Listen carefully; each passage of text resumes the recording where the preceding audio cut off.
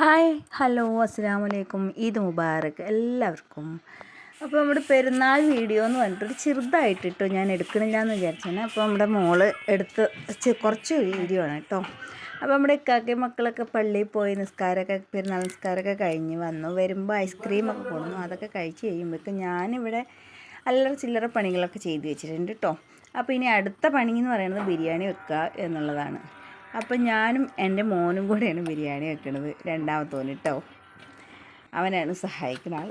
Video എടുക്കാൻ ഇവിടെ camera ഗേളിനെ നിർത്തിയിട്ടുണ്ട്. അപ്പോൾ ഇതൊക്കെ ഇവർ പള്ളിയിൽ പോയ സമയത്ത് ചെയ്ത് വെച്ചതാണ് കേട്ടോ. അപ്പോൾ ഇതൊക്കെ അവിടെ നമ്മൾ പുറത്ത് കല്ല് വെച്ചിട്ടാണ്, അടുപ്പൊന്നുമില്ലല്ലോ.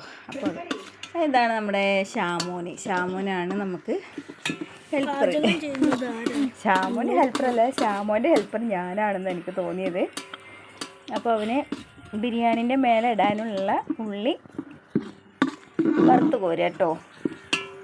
ഉള്ളി മാത്രമല്ല, അണ്ടിപ്പരിപ്പും മുന്തിരിയും ഞാൻ അവിടെ വറുത്ത് കോരി വെച്ചിട്ടുണ്ട്. അപ്പോൾ ഞാനപ്പോഴേക്ക് ഇറച്ചി കഴിക്കട്ടെ എന്ന് പറഞ്ഞിട്ട് പോയതാണ്.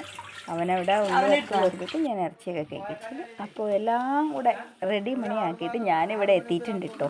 ഞാൻ ബാക്കി മസാല ഉണ്ടാക്കുകയാണ്. അവൻ കുറേ നേരമായില്ലേ, വെയിലും ഉണ്ട്, അതുകൊണ്ട് ഞാൻ ഇളക്കാമെന്ന് പറഞ്ഞിട്ട് ഞാൻ ചെയ്യാം കേട്ടോ. അങ്ങനെ നമ്മൾ ബിരിയാണി മസാലയൊക്കെ റെഡിയായി, ചോറ് തന്നെ ആയി എന്നങ്ങോട്ട് പറയാം. കണ്ടില്ലേ എങ്ങനെയുണ്ട്, സൂപ്പറല്ലേ. ചോറായിട്ട് നമ്മളവിടെ ദമ്മിട്ട് വന്നിട്ടുണ്ട്. കുറച്ച് സേമിയ പായസം ഉണ്ടാക്കണം. അപ്പോൾ അതിന് ഗ്യാസിൽ ഉള്ളിൽ ഞാൻ വന്നിട്ട് ചെയ്യട്ടോ. അങ്ങനെ നമ്മൾ പായസമൊക്കെ ആയി, ചോറൊക്കെ ആയി, എല്ലാവരും കൂടെ ഇരുന്ന് കഴിക്കുകയായി. അപ്പോഴേക്കാണ് നമ്മുടെ ഇക്കൊക്കെ പറഞ്ഞ് ഓട്ടോറിക്ഷ വരെ നമുക്കൊരു സ്ഥലം വരെ പോകണമെന്ന്.